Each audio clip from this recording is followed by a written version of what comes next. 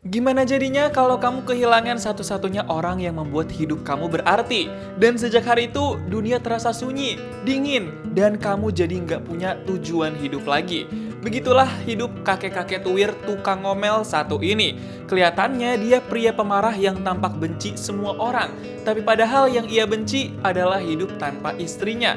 Sempat kepikiran buat cepet-cepet nyusul istrinya di alam lain, ternyata dia malah bisa berguna, bermanfaat karena sering ngebantu dan nolongin orang-orang sekitarnya. Bahkan dia pantas disebut pahlawan. Inilah kisah mengharukan tentang kemarahan, kehilangan, dan bagaimana satu kebaikan kecil bisa mengubah segalanya dalam film A Man Called Otto.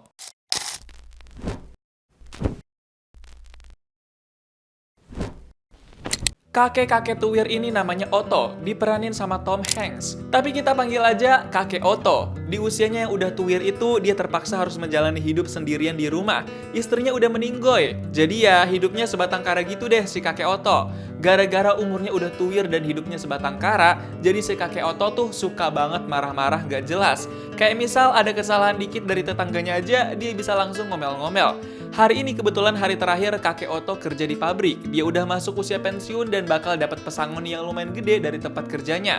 Pas lagi pengen diadain pesta perpisahan sama rekan-rekan kerjanya, kakek Otto malah nggak ada rasa seneng sama sekali. Dia malah nggak suka tuh dirayain segala. Padahal rekan-rekan kerjanya udah berusaha ngomong yang adem-adem. Bahkan kakek Otto malah langsung ninggalin semua rekan kerjanya. Okay, Otto. Want a piece of your face? Kakek Otto tuh sebenarnya udah capek dan muak banget sama hidupnya. Bahkan dia sebenarnya udah berniat pengen ginting diri. Nih si kakek Otto ada aja dah. Ngapain coba dia mau ginting diri?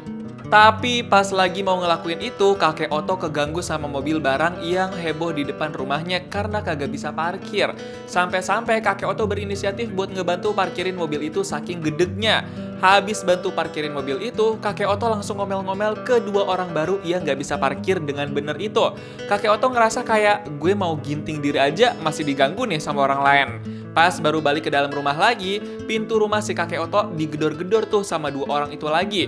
Mau nggak mau kakek Otto ladenin dah tuh mereka. Ternyata mereka mau kenalan dan kasih makanan sebagai tanda terima kasih buat kakek Otto. Dan mereka bilang kalau mereka bakal jadi tetangga barunya kakek Otto alias mereka baru pindahan. We wanted to properly introduce ourselves because we're gonna be neighbors and everything. So Si tante-tante itu namanya Marisol, kita panggil aja Tante Mar. Kalau om-om itu namanya Tommy, kita panggil aja Om Tom.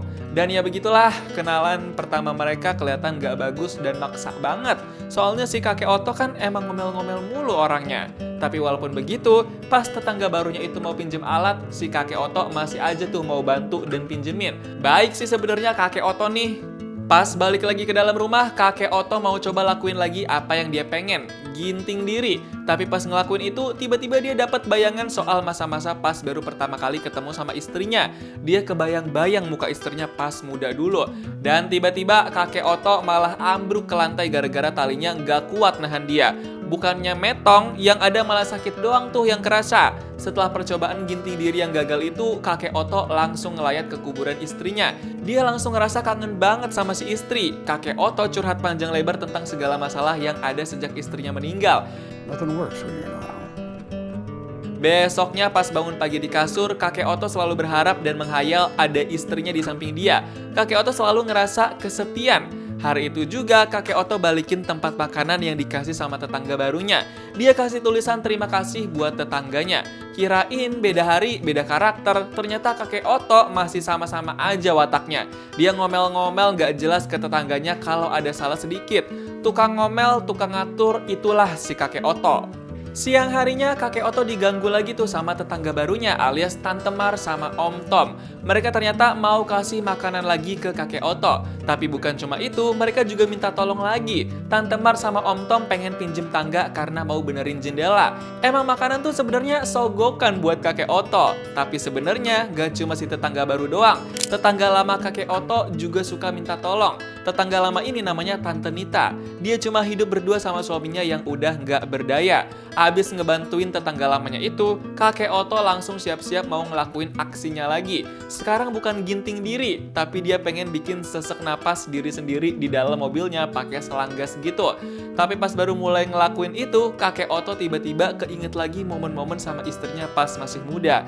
Kakek Otto keinget indahnya momen ngedate sama istrinya dulu, pas dia ngerasa dicintai dan jadi milik istrinya. Tapi tiba-tiba si Tante Mar ngegedor-gedor pintu garasi mobilnya kakek Otto tuh. Si kakek sampai kaget dan kebangun lagi deh. Mau nggak mau kakek Otto keluar dari mobilnya. Gagal lagi dah tuh percobaannya.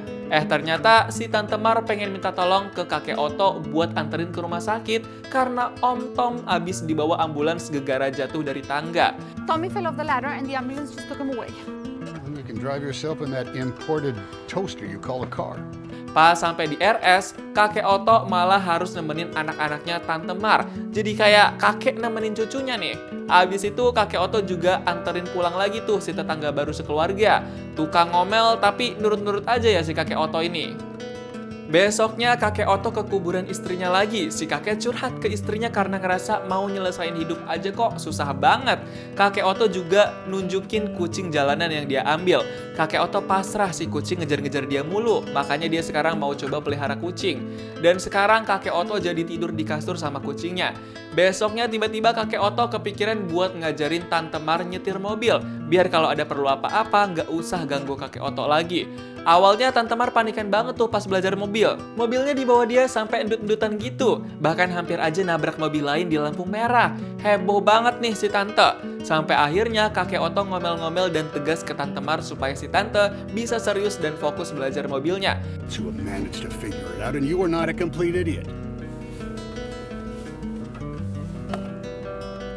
Abis itu Tante Mar langsung bisa nyetir lebih baik, udah mendingan sekarang. Kebetulan juga mereka di depan kafe, jadinya mau melipir bentar buat makan siang. Kakek Otto cerita kalau kafe itu adalah tempat favorit istrinya dulu sebelum meninggoy. Bukan cuma itu doang, kakek Otto juga jadi cerita banyak soal istrinya ke Tante Mar. Belum cukup minta bantuan, si Tante Mar malah minta tolong lagi tuh ke kakek Otto. Dia pengen dinner sama suaminya berduaan di restoran.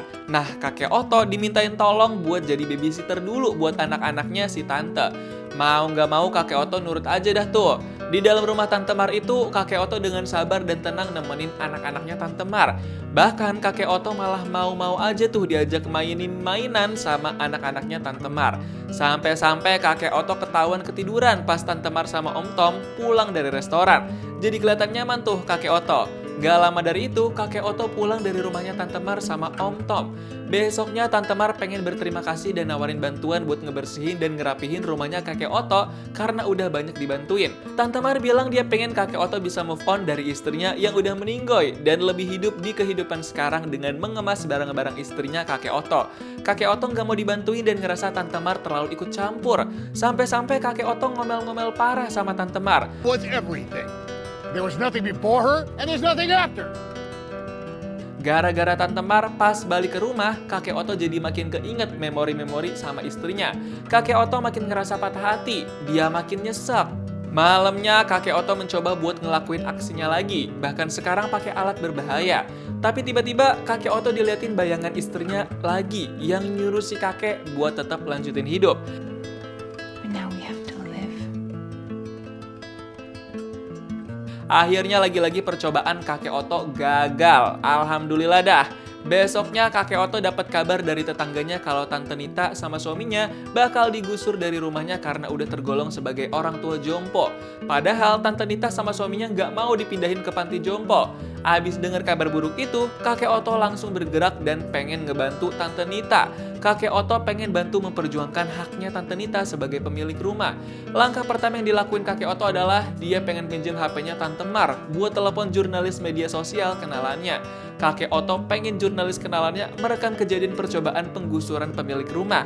Tapi sebelum telepon jurnalis kenalannya itu, kakek Otto cerita sesuatu sama Tante Mar. Kakek Otto ungkap cerita kalau dia sama istrinya pas mereka lagi dalam perjalanan di bis mau ke suatu tempat liburan pernah ngalamin kecelakaan. Dan pada saat itu istrinya lagi hamil. Gara-gara itu mereka jadi kehilangan anak pertamanya. Gara-gara itu juga istri kakek Otto ngalamin lumpuh plus komplikasi penyakit kanker. Dan baru 6 bulan sebelumnya istri kakek Otto meninggoy. Tante Mar langsung sedih parah dengar cerita itu. Gak lama setelah itu, aksi kerjasama buat ngebantu Tante Nita pun dimulai. Pas petugas mau mengusir Tante Nita, semua orang udah bersiap buat ngerekam kejadian itu dan ngeviralin di media sosial. Mulai dari jurnalis media sosial, Tante Mar, sampai tetangga yang lainnya juga ikut ngerekam momen itu. Sampai akhirnya si petugas itu ngerasa terintimidasi dan memilih buat ninggalin rumahnya Tante Nita. Berkat idenya kakek Otto nih, mereka semua berhasil nyelamatin Tante Nita dan rumahnya. 1 jam setelah kejadian itu, kakek Otto tadinya mau pulang ke rumah, tapi tiba-tiba jantungnya kerasa sakit. Dia nggak bisa nahan sakitnya itu, sampai akhirnya kakek Otto pingsan di jalan. Gak lama kemudian, kakek Otto langsung dibawa ke rumah sakit terdekat. Tante Mar setia temenin kakek Otto di kamar RS. Dan gak lama setelah itu, dokter kasih tahu kalau kakek Otto punya masalah dan penyakit di jantungnya. Jadi itu akan sering mengganggu kehidupan sehari-harinya. Basically, his heart is too big. Too big. Beberapa hari kemudian, kakek Otto udah keluar dari rumah sakit dan hari itu adalah perayaan Tante Mar ngelahirin anak ketiganya. Di situ Tante Mar sengaja pengen kakek Otto ngerasain gendong anak. Itu adalah pertama kalinya kakek Otto gendong anak. Dia seneng banget bisa ngerasain itu. Walaupun baru bisa ngerasain pas udah jadi kakek-kakek dan bukan anaknya sendiri. Besoknya kakek Otto ngajak keluarga Tante Mar buat ngelayat ke kuburan istrinya. Sekarang kakek Otto kelihatan udah lebih move on dan ikhlas. Bahkan abis pulang dari situ, kakek Otto berkenan buat dibantuin ngemas barang-barang istrinya karena dia sekarang udah lebih move on. Kakek Otto pengen buka halaman baru di hidupnya. Tapi suatu hari, keluarga Tante Mar ngerasa ada yang aneh di rumah kakek Otto. Mereka punya feeling gak enak. Akhirnya mereka coba samperin dan masuk ke rumah kakek Otto. Di situ mereka nemuin kakek Otto udah meninggoy karena penyakit jantungnya. Mereka berdua shock banget. Mereka langsung sedih. Mereka juga nemuin sekertas surat yang ditulis sama kakek Otto. Surat wasiat itu berisikan kalau kakek Otto nitip kucingnya dan pengen pemakaman sederhana di samping istrinya. Bukan cuma itu, atas kebaikan dan pertolongan yang pernah diberikan, kakek Otto dikenang oleh orang-orang terdekat dan diberitakan di media. Yeah, Otto, we love you. In your honor, Malcolm and I are doing all of your rounds without fail. Untuk selamanya, jasa, pertolongan, bantuan dalam bentuk apapun dari kakek Otto bakal selalu dihargai dan dikenang sama orang-orang. Kisah kakek Otto mengingatkan kita bahwa orang yang paling galak seringkali adalah orang yang paling terluka. Kadang yang mereka butuhkan bukan nasihat, tapi seseorang yang melihat mereka apa adanya. Kebaikan kecil dapat menyelamatkan hidup seseorang, bahkan yang paling tidak kita duga. Dan seperti kakek Otto, kita semua mungkin pernah tersesat dalam kesedihan. Tapi selalu ada seseorang atau sesuatu yang bisa membawa kita kembali pada cahaya. Gimana nih pendapat kamu tentang film A Man Called Otto? Coba tulis di kolom komentar dan kasih tahu kamu mau diceritain alur film apa selanjutnya.